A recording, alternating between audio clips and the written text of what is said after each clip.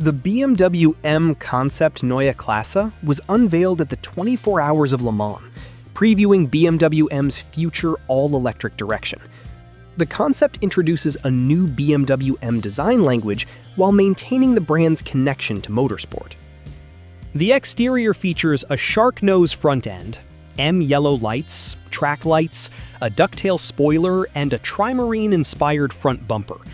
Natural-fibre elements are incorporated throughout the bodywork, while Monza Red metallic paint and center-lock wheels reinforce its motorsport-inspired design.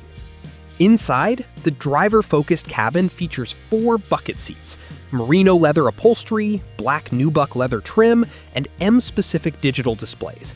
Power comes from BMW M eDrive technology, combining 4 electric motors, BMW M dynamic performance control, and an 800-volt battery system with more than 100 kilowatt-hours of energy capacity.